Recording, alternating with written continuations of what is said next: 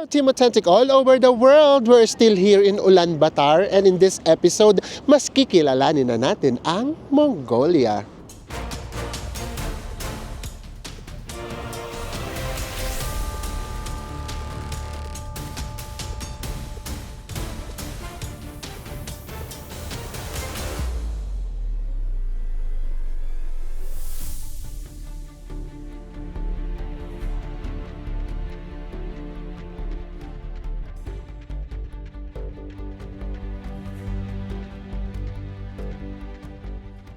Sa mga hindi pa po nakasubscribe dyan, please do subscribe kung magbubook po kayo via Agoda, hotels man yan or activities. Ito po yung ating mga promo codes. Ano pang gagawin? Tara na! Go with me, Mel! I just want us to go. Drop everything and just go. Good morning everyone! Hi guys, mayong adlaw. We're still here in Ulaanbaatar, Mongolia. Pero yung iba na pinupuno na siya Ulaanbaatar. Ulaanbaatar, parang ganyan. And na-experience na kaagad namin yung Ulaanbaatar traffic. Kahapon umalis tayo. Gawing traffic jam sa dito Saisan, po. 1:30. Nakarating tayo dito, 3:30. Ang lapit lang noon. So hindi na tayo nag-vlog, ninamnam na lang natin. And today is April 7 at ang weather guys, ang pinakamalimig ay -2 at ang pinakamataas naman ay 12 degrees. And guys, ang una natin pupunta ay ang Ganban Monastery and magbiyahe tayo ng 24 minutes via bus. Ito yung hotel natin. Dito yung papunta ng Sukbatar Square. And then nandito yung CU. Para lang ma-familiar kayo ng bonggang-bongga. And then this time naman, dito naman tayo sasakay. Sa likod naman, dito tayo tinuro. And depende guys ha, against sa tolerance nyo sa lamig.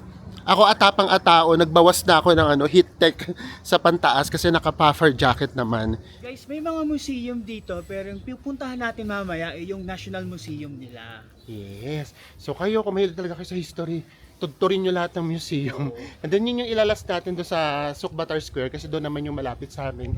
And then, ipapakita namin sa inyo kapag kahapon, tsaka kapag gabi. Na-experience na kasi namin siya kagabi. Hindi nga tayo nag-vlog. Naiiba yung vibe niya. Para siyang nagmumukhang park, no? Oo. Ayan, yung ganitong vibe, very Almaty. Nakasama na namin kayo sa Almaty for sure. Nabivisualize nyo. And malinis din. In all fairness naman. Kaya actually ang sarap din maglakad. Kasi malinis. Tapos, malamig. Isang sakay lang tayo. One bus ride. So, sasakyan nating bus ay yung 440 and mag 2 bus stops lang tayo. Ano lang siya, for around 5 minutes lang siya. Yes, malapit-lapit. 5 minutes lang tayo naghintay. Ito na yung bus, 440. Ang tignan natin kung lahat ito sasakay. Pag ito lahat ito sumakay, tayo tayo. Ay, actually puno na nga. Sana maraming bumaba. Ayan. Ay, marami namang bumababa. Tayuan tayo. And then pwede pala cash guys. Basta dapat walang sukli. Dito nyo ihulog kapag ka-cash. Dito yung cash.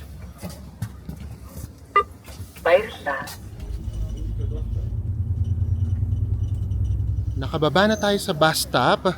And then ilang minutes walk, Bes? 7 minutes walk. 7 minutes walk. Nasa monastery na tayo.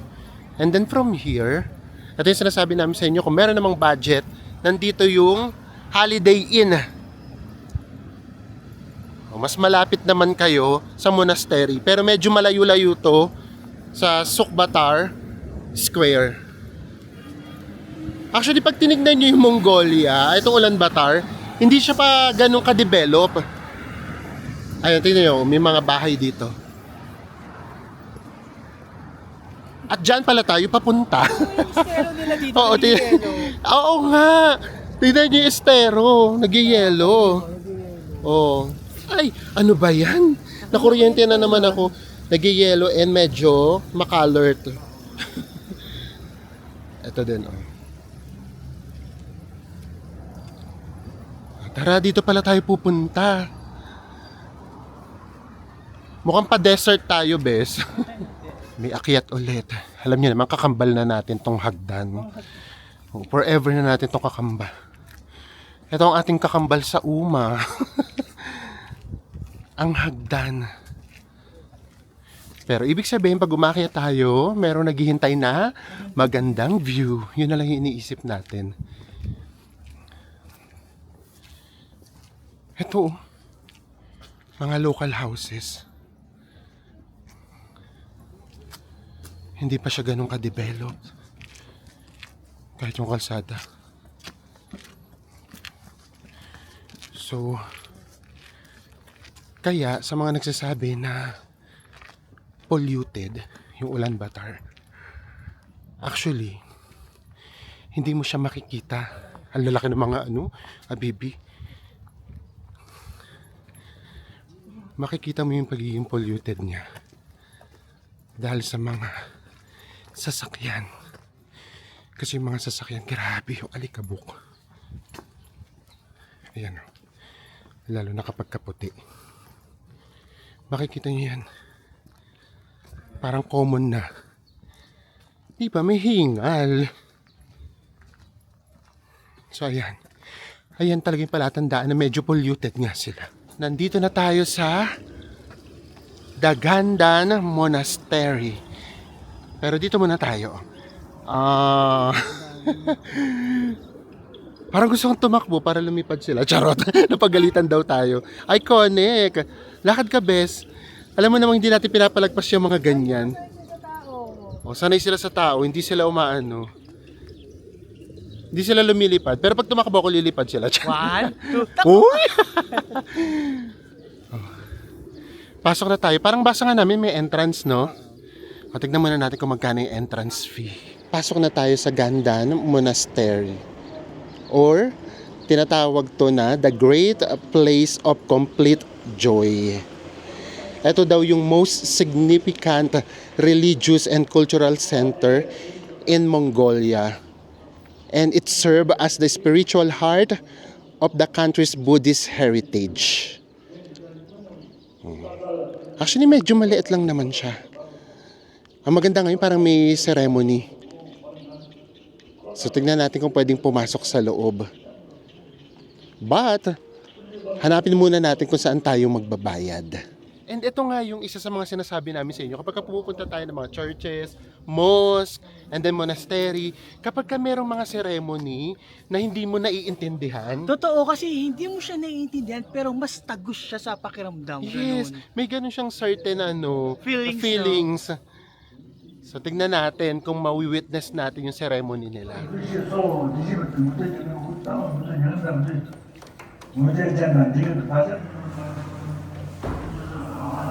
Galing na tayo sa loob. So hindi siya mahigpit. Pwede kayong mag-video, pwede kayong mag-picture.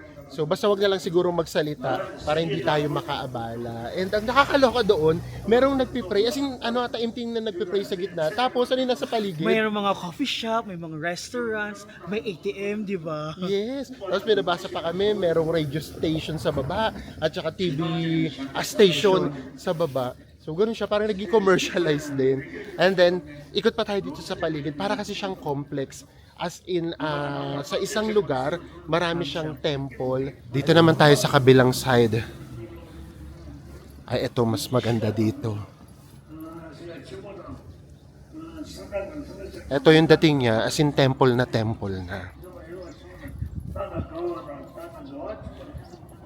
Oh, ito maganda. Iba-iba yung itsura niya. From kanina doon sa pinasukan natin to here, mas maganda to.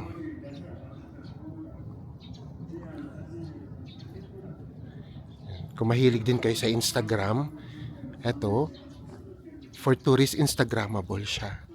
Pero kasi, ang totoo, pag pumasok kayo sa loob, merong mga nagpipray talaga. So kaya pagdating sa loob, pwedeng mag-video, go lang, kuha kayo ng souvenirs. Pero, yung wag na lang tayong makakaabala. Ay, bes, may nabasa ako. Oh. Ano to? beware of pickpockets. Meron din pala rito. O kahit saan naman, meron naman siguro yan. Kaya ingat lang talaga. Ayan, sa mga pinuntahan natin, hindi na namin kayo naisama. Ito totoo na. Talagang solemn na. Meron nang nakalagay na... No photos and videos. And then yung talaga, as in taimtim, pagpasok mo doon, grabe, biglang parang... Ano yun? Iba yung atmosphere niya? Tapos ang daming mga monks kasi doon sa loob. Lalo ni pinasukan nating temple. Tapos sila yung talaga yung nagli-lead ng prayers. Tapos yung mga tao, sumusunod talaga lang. sila. So pwede naman kayong sumunod or kung ayaw nyo, mag-ano lang kayo. Masid-masid lang, masid observe, lang, ganun. tignan nyo lang. Iba rin talaga yung pakiramdam.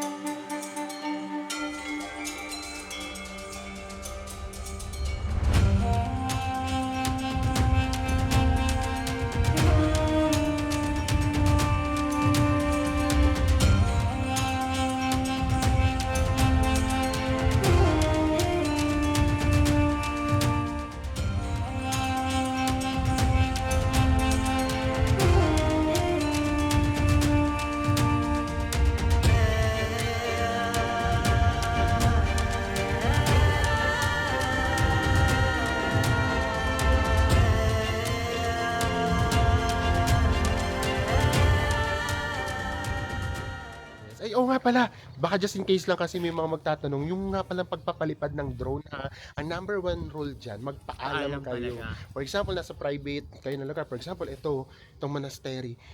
Kung kinakailangan magpaalam kayo sa tatlong security guard, totoo. or 4 or 5, better yun. Para meron kayong peace of mind. So kapag kami nag-guest na sa inyo, hanap pa kayo ng isa pa. Tapos pag nag-guest na, okay na. Para kapag kami nagsabing bawal, turo nyo yung dalawang na gano'n.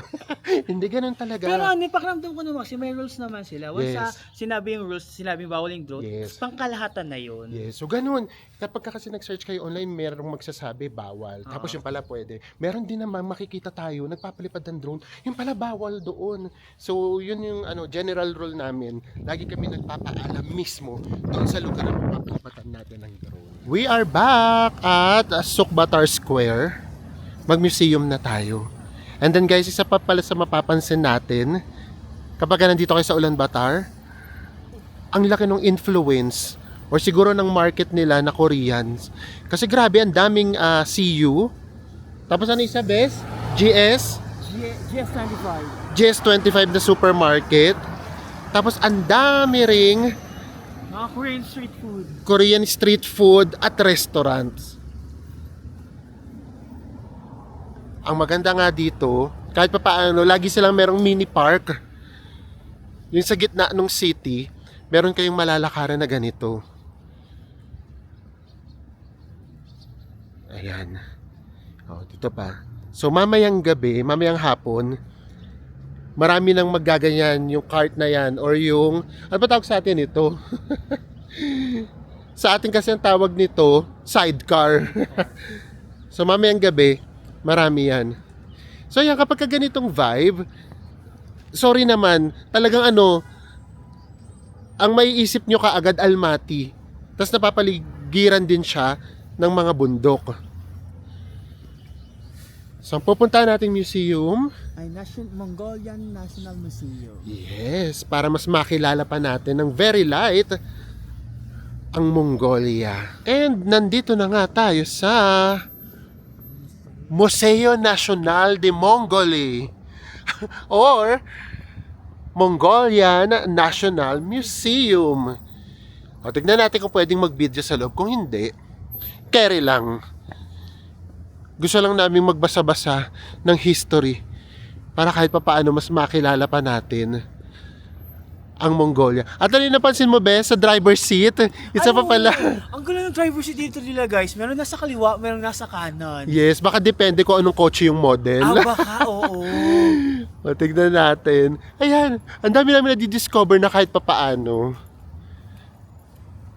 And tignan natin kung magkano yung entrance fee. Kanina nga pala dun sa monastery, nababasa namin may entrance fee pero wala naman. Free siya. 9 a.m. to 9 p.m. siya bukas. Tapos siguro kapag ka weekends, 9 to 7:30 lang. Ang technique bago pumasok. Oo, ang technique bago pumasok, ano nyo Ay, muna? kuryente. Kasi nakakakuryente talaga. Ang entrance ay 20,000 or in pesos. Magkano in pesos yung 20,000, Bes? 340. Tapos kung gusto nyo daw mag-photo or mag-video sa loob, magiging 30,000. Mag-a-add lang tayo. Yan, tatanungin naman kayo. At least pwede pala. Guys, ganito pala. Separate pala yung bayad. Kumbaga, yung entrance fee, 20,000 talaga. So, magkano 20,000? Ang 20,000 tour Greeks guys is 340 pesos. 340 pesos. So, kumbaga mag-entrance kami na entrance ng 340 pesos. And then, bukod pa yung magbabayad kayo ng 510 pesos para makapag-photo or video naman kayo sa loob. Sige, mag-ano na rin tayo para maipakita namin sa inyo. Nagbayad tayo ng 510 para lang may pakita namin sa inyo kahit pa paano. Para kung pupunta kayo rito, makita nyo na ano ba, worth it ba na pupunta kayo dito sa museum. Kapag kami tao, less talk na lang tayo. Ikukwento na lang namin sa inyo mamaya if ever. Kukuha na lang tayo ng mga video. Pasok tayo. Nandito tayo sa prehistoric Mongolia. Nag-mic na lang tayo para pwede tayong bumulong. And then, sinigurado namin walang tao. O dito, ang makikita natin dito, yung mga nahukay nila sa Gobi Desert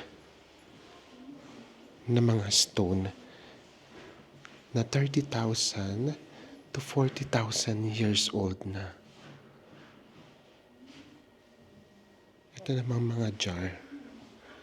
Grabe, mga 3,000 BC pa siya. Ganun na siyang katagal. At lahat pala to, as in dito talaga siya nahukay sa Mongolia. Ito pa, may bronze sword pa. And then, pati yung mga accessories. Imagine, 1st century pa lang, meron ng mga accessories. Ay, Golden belt. meron pa mga golden belt. 6th to 8th century. Akyat na tayo. Ito yung pinakamagandang part. And siguro parang hindi na masyadong humaba tong vlog natin. Kung ano na lang yung makikita namin, ikukwento na lang namin sa inyo. Kasi mahabang basahan talaga, guys. Kasi talaga, talaga siya. Translate ka talaga ng translate. Ay, ito, madali na itong intindihin. Nandito na tayo sa mga traditional clothing and jewelry. Ito yung mga ganito. Hindi kailangan ng malalimang history. Grabe. O, tingnan nyo naman. Kung paano nila nagawa yung ganitong mga costume before, yung details. Diba? Nawala nga silang resources masyado. I mean, wala silang masyadong materials, equipments. Diba? Yun yung nakakabilib sa mga unang tao.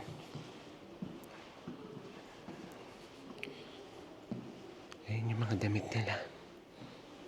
Ang kukulay, At saka pag tinignan mo yung mga damit nila, parang sinadya talaga nila kasi nga sa weather nila. Oo. Makakapal, malalaki. Nag-a-adjust talaga sila. And almost the same din sa mga Kazakhs, Ang laki talaga nung nung similarity nung Kazakhs at tsaka ng Mongols.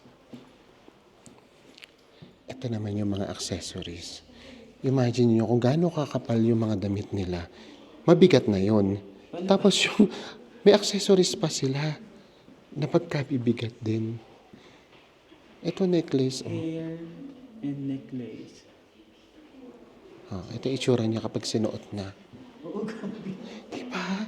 Ang bigat naman Ang bigat na.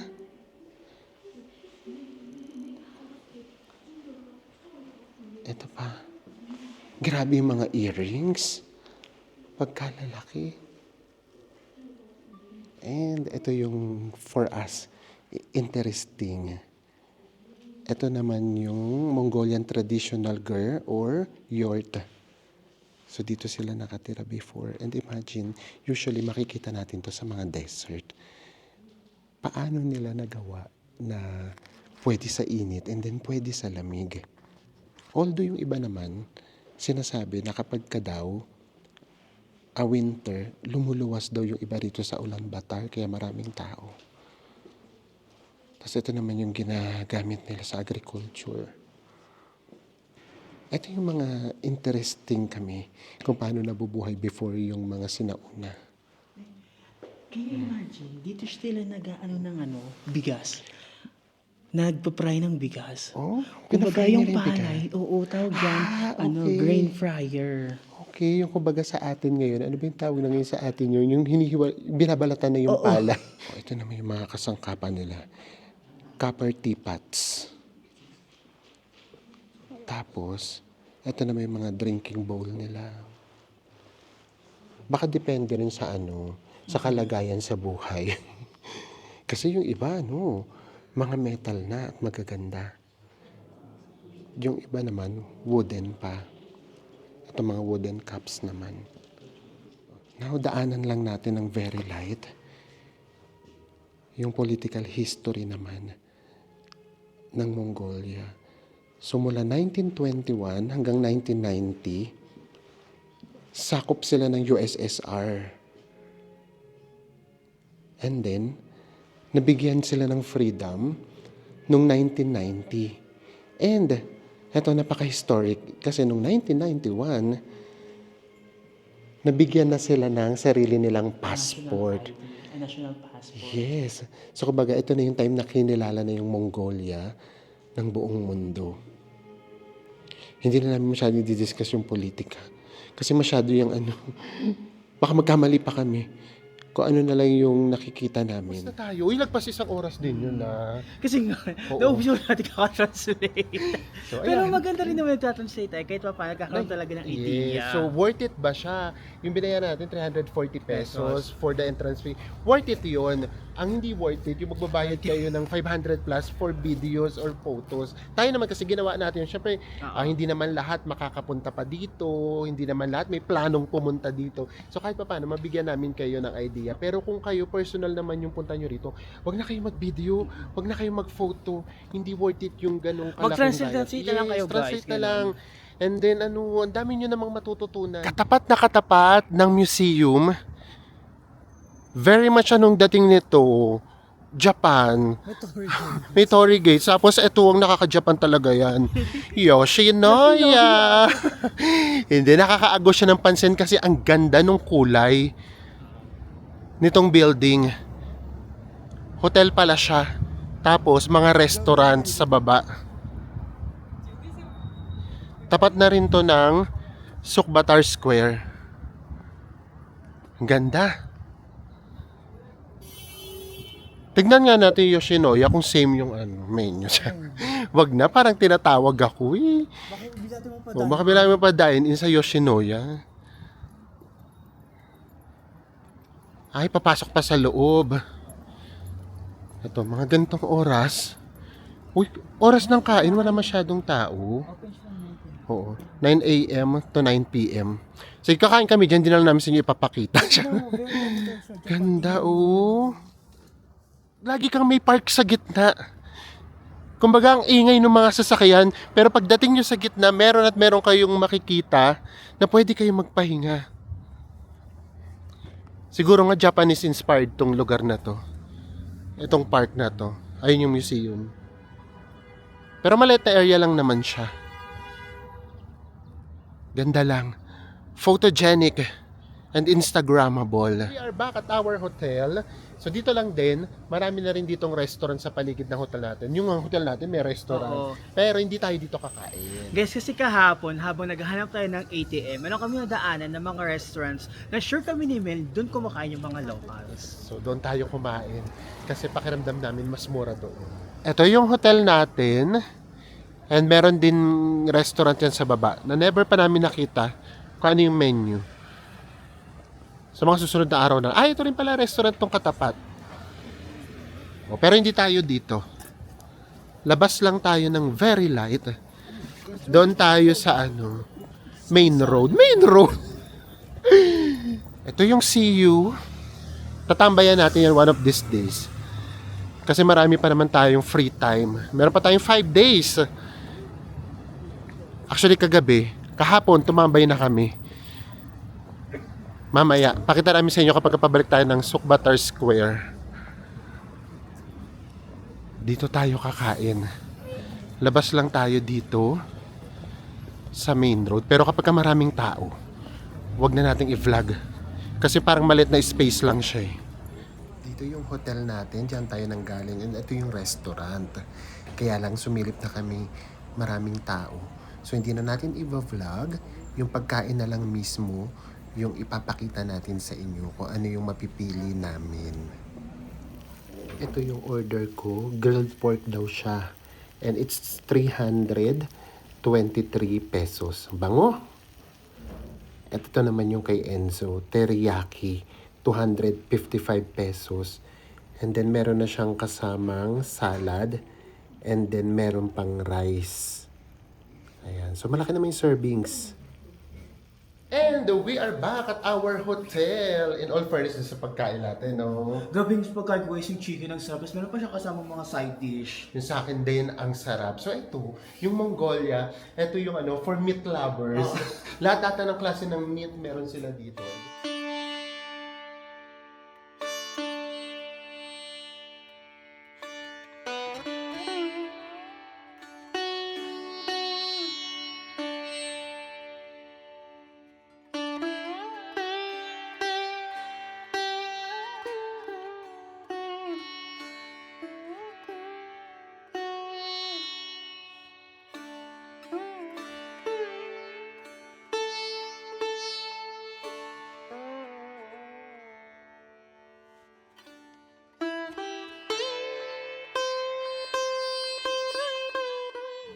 Time check! It's 4:59 p.m. Sabi namin sa inyo, diba, alas 5, babalik tayo rito. Maaga pa tayo ng 1 minute. And kanina nga pala, nakapagpalipad na tayo ng drone. Kasi kanina, mas konti pa yung tao. And then, ito nga pala guys napapalibutan. Ang OA naman napapalibutan. Kumbaga, ang dami rito mga polis. So, pwede kayong magpaalam sa kanila. At saka nung sabi tayo ng police kanina, no problem. No problem. Yung research kasi ni Enzo, yun kasi yung sinasabi niya, meron nga daw siyang natanungan sa group na yung mga pulis nga nakikita nila nagpapalipad, walang pake. Tapos tinuturo pa ako sa nga doon bandang magandang spot eh. Oo, pero syempre, di ba, magpaalam talaga para meron kayong peace of mind. So ngayon, iikot na namin kayo dito sa Sukbatar Square. Pakita lang muna namin sa inyo yung paligid. Ito, ano to, Bes? Central Cultural Palace. Yes, and then meron ditong mga pagkatataas The na buildings. Ito, yung nakikita nyo, yung ibang, tawag dito, ibang hugis. ito yung Blue Sky Tower. Kapag ka nag-avail kayo ng mga day tours, dyan yung meet up. Depende tayo kasi, meron tayong inavail na susunduin tayo sa hotel. Tingnan nyo dito, ang ganda na. Itong paligid na to, napapalibutan na siya ng mga matataas na buildings. Kaya yung mga bundok, hindi nyo na siya masyadong makikita unless magpapalipad kayo ng drone. O tara, puntahan natin lang ng mabilisan yung mga monument. Ayan taray, merong may nagbabantay pa rin. Eto nga pala, forever tong merong guards. Punta tayo dito sa mga monument. Ito nga palang Sukbatar Square. Ito yung nagre-represent ng independence ng Mongolia. And then yung nasa pinakagitna nito ay kapag in-spell siya guys, it's Genghis Khan. Pero ang pronunciation niya yata ay Chinggis Khan. So siya yung founder of the nation. Mas kikilalanin pa natin siya bukas. Kasi meron tayong tour. And then meron tayong tour guide. So ngayon general info muna tayo. Ayan, lagi yung merong bantay. And then kapag ka-tour yata, yung merong tour guide, pwedeng umakyat. Tapos kanina nakakita kami dito, yung wedding prenup. May nagpi-prenup. And then, yung nasa magkabilang dulo naman, yung third son niya at saka yung isa naman yung grandchild. Ayan, dulo yan na dun sa kabila. Mas maraming tao kahapon, no? Bakit kaya? Baka sa panahon, guys, pag umulan, pakiramdam namin mag-i-snow. O, ito pa. Lapit tayo dito sa merong horse. Maganda rin yung sinisimbolize nito based sa nababasa namin. Yung nakasakay dyan, si Damdin Sukbatar. Siya yung leader nung time na yon. And then, ito naman yung Sukbatar horse. So, bakit naging mahalaga sa kanila tong spot na to? Kasi dito daw, sa mismong spot na to, nag-urinate yung horse. And then, parang based sa kanila, parang good luck yon, merong maganda or successful event na paparating in the future. Kaya diyan siya nilagay. Dito mismo sa exact location na to. Ikot namin kayo. Ayan o, dami na ring tao. Pero mas marami talaga kahapon. And then, meron na yung mga nagbabike. Ay, grabe. Ayan, wala tayong mic kaya dinig na dinig nyo lahat. Kotse yun. Nagmamadali siya. Peak hours na. Ganito lang karami yung tao. Tapos dito nga pala guys, ang tagal nung ang tagal mag-green nung tawid. Tapos ang bilis niya lang. Kasi nga siguro, para kahit pa paano maibsan yung traffic. Kasi grabe talaga yung traffic dito. O tara, ikot pa namin kayo dito. So bukod, yun nga, sa historical, itong lugar na to, naging park din siya. Meron pa kami ritong nadaanan. Tignan natin, doon tumatambay yung mga locals. Tsaka yung mga estudyante. Pupuntahan natin sila. Diyos ko, ito pa lang, ang ganda ni. Oh. Pang iconic Ligaw Walk na to eh. Yung mga ganitong moment eh, di ba? Ito yung sinasabi namin sa inyo. Itong hotel na to, o yung tower na to, the Blue Sky. Best pang picture to, hindi pwedeng hindi. O sorry naman, puputulin namin yung ayan, pang ganyang picture to. Very Pinoy tayo. Basta makakita tayo ng photo spot. Magandang spot. Oo. Picture stop ka, agad picture. Hinihintay natin yung moment na gano'n eh. O tara, lakad pa tayo dito. Kung saan sila tumatambay, doon na din tayo tatambay. Nakatambay na tayo dito kagabi. Kahapon. Inabot tayo rito ng 7 PM. Ninanamnam lang namin yung vibe. Dito tumatambay yung mga estudyante. Meron kasi dito yung pwede silang magbike. Gumawa talaga sila ng area. Tapos ayan nakaupo lang kami dito kahapon. Oh, nag-exhibition sila, ganyan. Palibas oras. Ayan. Diba? Ang daming tambayan. Tapos, kung ayaw nyo naman dito lang, pwede naman. Upo lang kayo. Ang daming pine trees dito.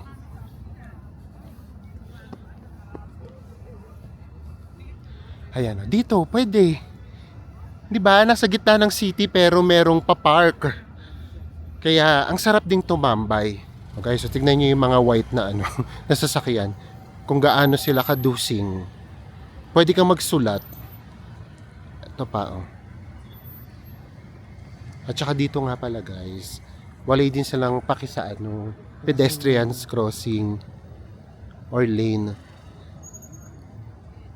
Kaya kapag biglang nag-go yung tawid, kahit saan yung mga tao dadaan. Ayan, tingnan nyo. Sila yung nasa pedestrian lane. So, yung mga tao na, yung gagawa ng paraan kung saan sila dadaan. Ganon siya. Eto, dito kami tumatambay. Dito kami tumambay kahapon. Kasi ito yung papunta ng hotel natin. Ang ganda rin ng vibe dito. May mga upuan kasi, tapos nasa ilalim kayo ng pine trees. Ayan, may upuan dyan. Doon sa malapit sa hotel natin, meron din. Ang lapit lang ng hotel natin. Hello! Hello daw. Hello. From Sukbatar Square, mga 2 minutes walk lang. Ayan ang sarap ditong maupo. Pero tayo, doon kami umuupo pagka malapit na sa hotel natin, sa tapat na mismo ng hotel natin. Tapos meron nga pala rito. Ano yung hotel na nadaanan natin kanina, Bes? Best Western. Best Western Hotel. Malapit na malapit sa hotel natin. Ito. Ito na mismo. Ayan. So, kung gusto niyo na mas fabulous na hotel, ayan katabing-katabi lang yan ang hotel natin. Ito yung Best Western Hotel. Tara, ang gagawin natin ngayon, kain ulit. Yun lang naman. Para masubukan natin yung restaurant doon sa baba ng hotel natin. 3 pala yung restaurants na meron doon. Ito na yung hotel natin. Yung red. And then, dito kami nakaupo ni Enzo. May mga upuan pa 7 to 8 p.m. nandito kami. Kasi dumidilim naman 8. Tapos, kahapon nag-snacks kami habang naghihintay. Gumabi. Yan. Doon kami sa kabila. Dito kami naman bumili. GS25. Sa baba lang din yan ang hotel natin. Ito yung hotel natin. Dito tayo sa baba, sa double shot. Kaya lang yung promo pala may araw. Kasi nakita namin all pizza 18,000. Kaya lang every Sunday lang. Ayan every day meron silang pa-promo. Sige, try natin baka naman konti lang yung difference. Kasi 306 lang dapat yung pizza. Kung mga 500, mura na din yun. Ilalaban natin yan. Para makita naman natin yung natin, restaurant na nasa ibaba ng hotel natin. Pero mga pagsasalan Hi! Please come in. Ang ganda! Ang ganda, Meron dito sa baba. Nandito yung display ng mga wines. So, bar. Ito, ang ganda. Ay, may mga tao na. Pakita na namin sa inyo itong design. Tapos meron pa sa taas.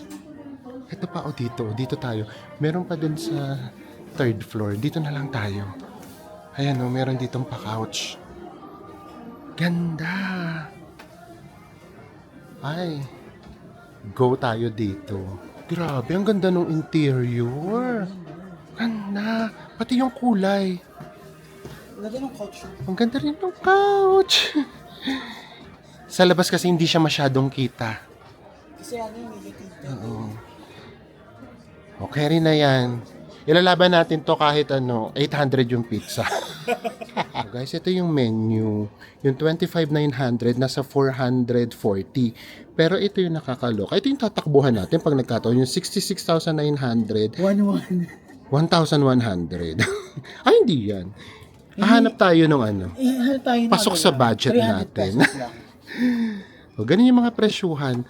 Nasa 400 to 1,000 pesos. Guys, eto na. Kapag ka Sunday, lumalabas na 50% off sila. Ito yung pizza ngayon, 627 pesos. Pasok sa budget, ilalaban natin kasi sabi namin 800 pesos And then, order tayo nito.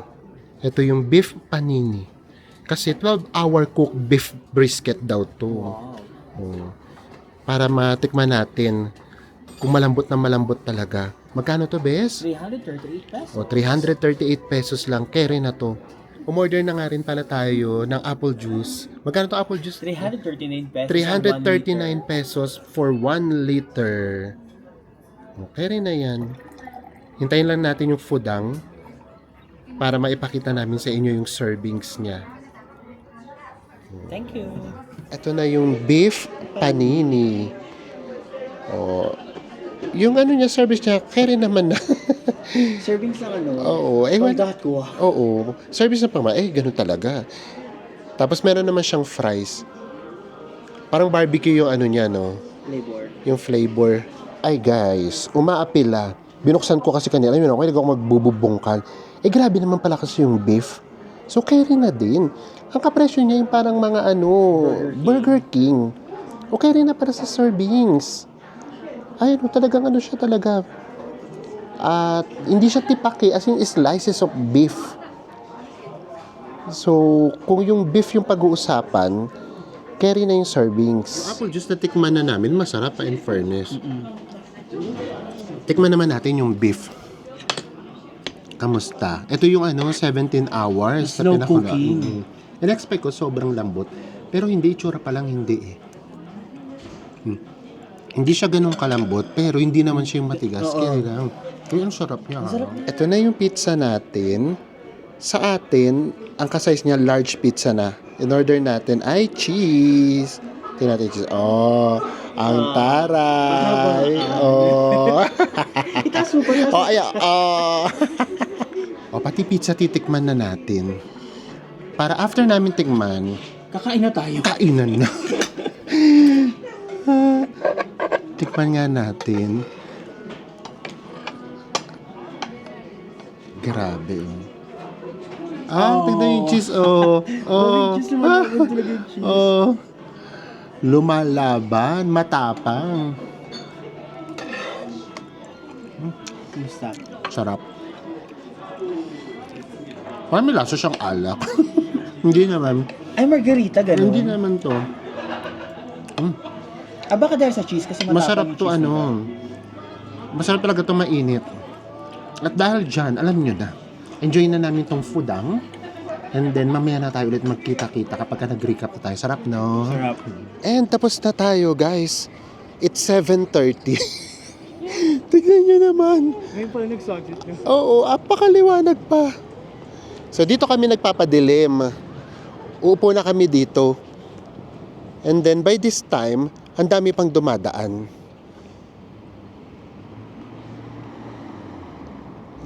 Ang ganda rin nitong restaurant kapag kagabi lalo.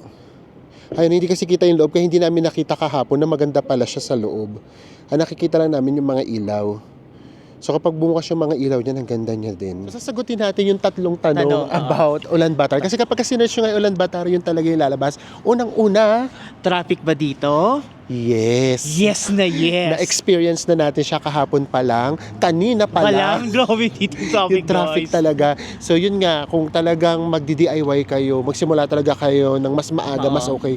Although merong mga attraction na nagbubukas ng 9 AM. Siguro ganung oras siguro bumiyahe na ng alas 8 Yes. para pag saktong 9 o'clock nandun na kagad kasi Yes. sa attraction. Pangalawang tanong. Next question, polluted ba dito? Yung kasi siya, hindi ko kasi alam kung mako-consider na polluted yung Alikabok. Kasi kung considered siya na polluted, sobra Oo. sa tingin namin. Kasi kahit dun sa yung kinakainan natin kanina ng restaurant, yung salamin nila, actually, pakita ko namin sa inyo, tingnan nyo itong harap na kotse natin. Ayan tingnan nyo naman kung gaano kaalikabok yung kotse nila. And parang sanay naman na ganun talaga, maalikabok halos lahat.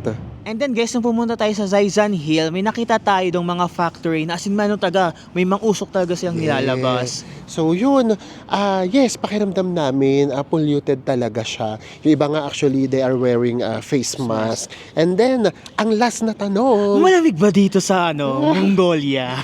pakiramdam namin, yes.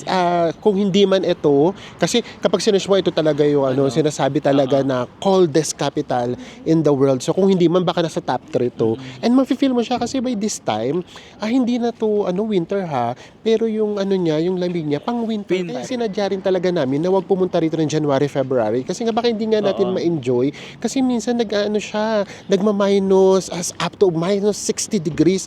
Or minsan yung normal kapag ka-winter, minus 30 degrees. At saka during that months talaga, as in puro white lang makikita natin Yelo na dito, puro talaga. yellow. Oo. Oo. So, yeah. So, yan, nasagot na natin yung mga yan. And then, eto ha, para lang din to sa amin. Pakiramdam namin, kung gusto yung makakita ng magandang nature, para rin siyang Almaty, kailangan yung mag-day Day tour. Kailangan Yes. yung lumayo sa Ulaanbaatar. And alam niyo naman, nasa kwarentahing katulad ko, di ba kaya nga gusto ko yung Tbilisi, yung Sapa. Kasi, kumbaga, nandoon na mismo sa city lahat nung pwede ninyong makita. At saka kasi yung way of travel natin, vibe kasi talaga tayo eh. Yes. Yun, for example, doon sa may mga lugar na meron ng cable car, ganun. merong ano tawag doon, yung boat cruise. Cruise. So dito, hindi siya ganun. So kailangan mo siya talagang i-effort, puntahan para makakita kayo ng nature. Which is yun nga, yung gagawin natin bukas. And guys, pagdating naman sa food, merong ang mura at merong mahal tulad ngayong araw para sa ating experience. Yes. Kaya tanghali nakakain sa mura and ngayon naman nakakain Medyo tayo mahal. sa Maharlika. Yes. And pagdating naman sa tao, sa totoo lang, warm naman sila. Walang nangi-snap. Actually, kumakaway, bumabati, ganon. umingiti. Pero yung ngiti rin nila, guys, gano'n. Ano din, tipid din. Mga 2 pesos ng ngiti. Oo. So, ayan. Bukas mag-explore na tayo. Kaya samahan nyo pa ulit kami sa mga susunod pa nating Mongolia Travel Travel Vlogs. Vlogs. Bye, everyone. Mwah.